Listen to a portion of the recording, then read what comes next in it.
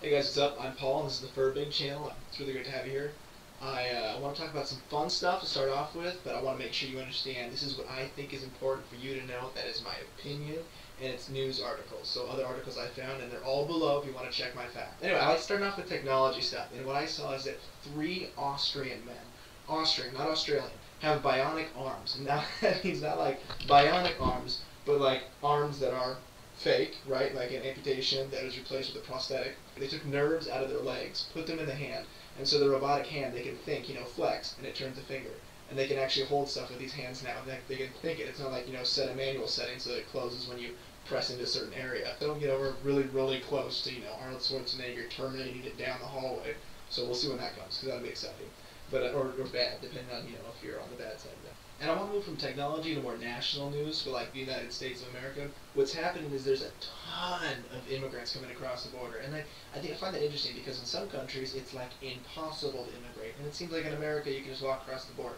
Now that's what it seems to me. I don't live in a border state. I don't live along the border, so I don't actually know what that's like. So I mean, it's not really exactly fair for me to judge, but from what I've seen, the article that I saw that's included below is that they're saying 20,000, since the beginning of this year, 20,000 immigrants illegally have entered in across the Texas border into Texas. And those are the people they've apprehended and said, whoa, you're not supposed to be here. 20,000 that they've found have crossed the border. And just under that article I saw that we let in, like in a couple of years ago, we let in like 525 Syrian refugees. And like this year we've let in like 2,000 already. 2,000 Syrian refugees. And Syria is kind of a hotspot for the ISIS right now, or IS, or ISIL, or whatever they're calling it right now, because I hear all of them in all the different articles I see. So there's like 3 different names. Anyway, but like Syria's a hotspot. Like I said, there's a lot of people coming from there that have contact with bad people, terrorists, and so I'm seeing all that. I'm like wondering how that's going to affect us. And then if you're looking into the whole Obama administration and the amnesty program he's pushing to see how that's going to work, it'll be interesting to see how he actually fulfills that and how it actually turns out, because that's a huge job and a lot to take on. So we'll see where that goes. And it's actually kind of funny because, I mean, it's funny, but I don't encourage stealing and thievery and stuff like that. It's not okay. But in New York, there's a couple of people that have been stealing ATM. From the article I read, no one has actually been, murdered or assaulted or anything. But basically what happens is these people pull up, chain up an ATM, and steal it. And just take the entire ATM, the entire cash dispensing machine, and just leave with it. And then break it down somewhere else. And they actually put out cars they've stolen, and they put the license plates around to make it look like the car that they were driving with to steal the ATM is in the area. So there's actually a bunch of like stolen cars in the area that the cops are getting distracted them.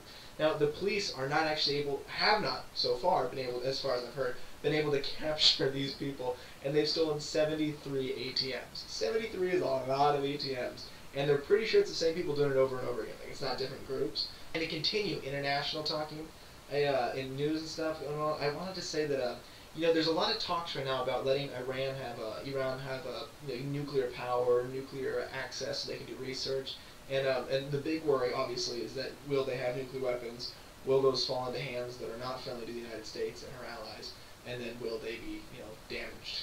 Will they attack people that, are allies, United States allies? And so we're saying, hey, look, we're not really sure about this. We're trying to do talks. Can we negotiate? Let's do a 10-year plan. You don't get it for 10 years, but we'll start laxing it in 5, so you can start having a little bit of it, so you can research stuff. But I mean, another article I saw, and again, this is included before, is besides John Kerry talking to Iran about nuclear and whether or not they're allowed to have that access, is Iran doing tests on not nuclear tests, but tests of assault tests, attack tests on a model of a United States aircraft carrier. So I mean, like when you're talking about, okay, yeah, we'd like to look into giving you nuclear weapons, and then you look at the next article and Iran is also looking at destroying an aircraft carrier. It's interesting to look at that and be like, okay, do we trust them if they're attacking ships that are ours, like models of our ships, and running through those things?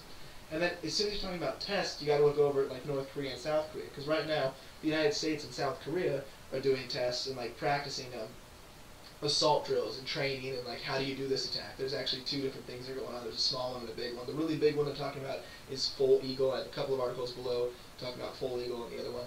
So North Korea and South Korea are talking like, hey, North Korea goes, whoa, whoa, whoa, whoa, we don't like you training with the people who we consider our enemies, and you, who we consider our enemies, We don't want to see that. Stop doing that. We don't want to see that. We'll stop practicing. We swear, we'll stop practicing with some nuclear weapons right now.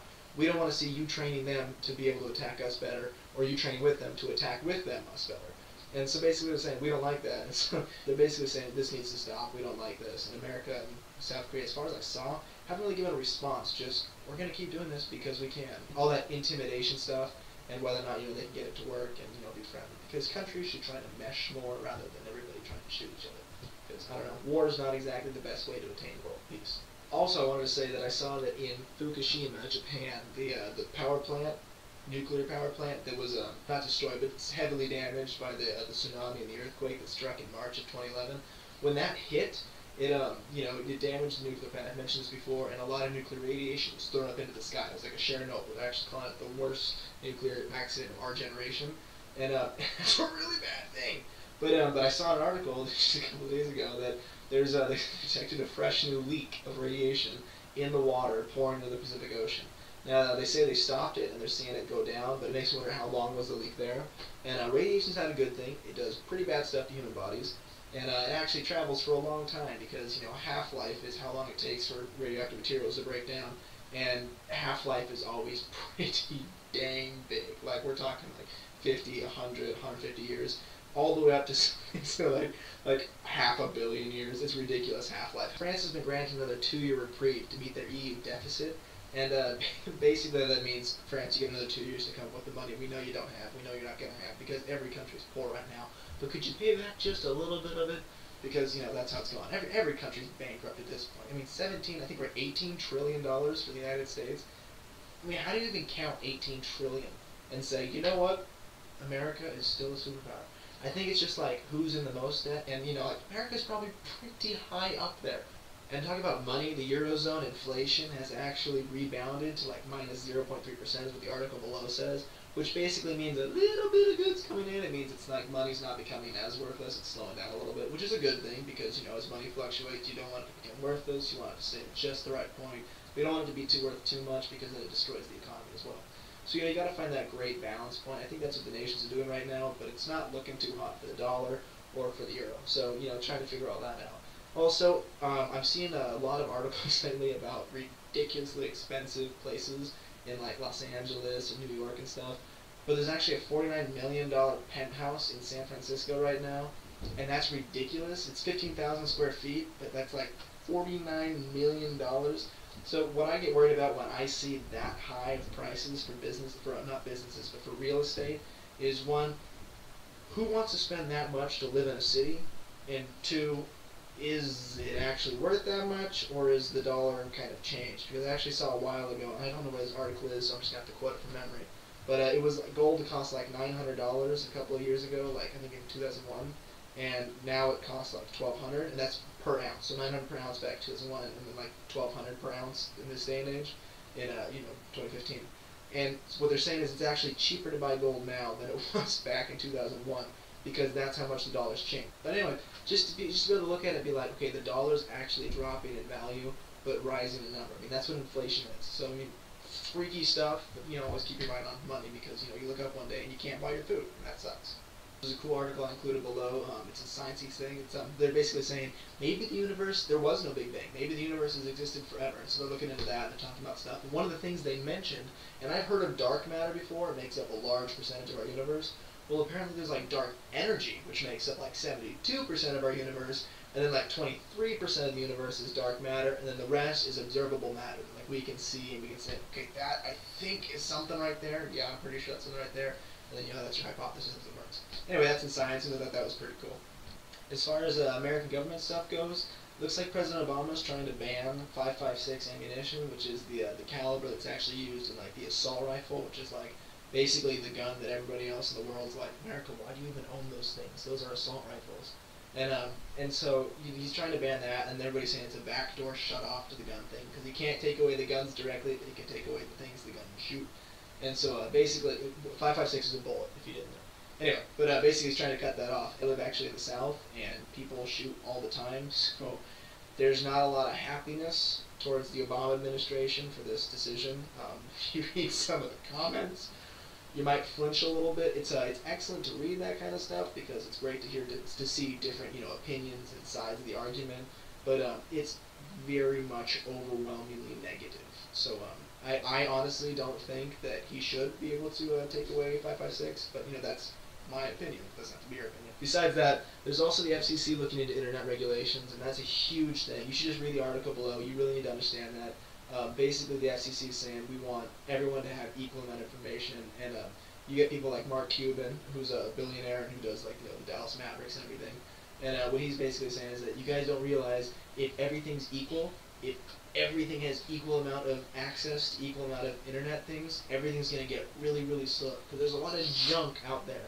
People don't realize how big the world is and how many terrible YouTube videos there are and how many great YouTube videos there are. Because there are millions of really bad YouTube videos, and we're just talking about YouTube here. All of those add up, and those take up bits of like how much space is on the internet, with like how much is able to transfer back and forth. And basically they'd say Comcast would get knocked down, so like Netflix would suddenly be slower, but all those other videos become just as fast as the now slow network. Basically, it slows things down. The argument against all these FCC regulations is that the internet should remain free and more accessible to everybody, and so that more progressive changes can happen. So you gotta make sure that nobody dominates the internet. You don't look up one day and you can't access because you haven't paid some fine.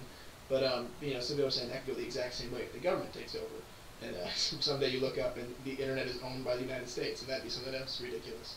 And Russia and Ukraine are working on the whole peace thing, and what's going on between the ceasefire and everything, because there are still deaths that are happening. People are still being shot, bullets are still flying, but the major big artillery guns have been pulled away. And President Poroshenko, in one of the articles below, is saying that the ceasefire, it's the beginning of what should be a peace plan, and we got to see where that's going to go. But there very much is the possibility this could turn into World War III. It's looking like we're on the good side of it now, and it's not going to go that way. Also, in different news, and a friendly reminder for everybody to think for themselves out there, 400 men castrated themselves for some Indian guy that they thought was like a prophet, because he said, if you cut off your testicles, you'll be closer to God. So 400 men did that, and now a few of them are a little upset, and they said there might be even more than 400, and they're figuring that out, whether or not this guy should be in trouble for those people choosing to castrate themselves.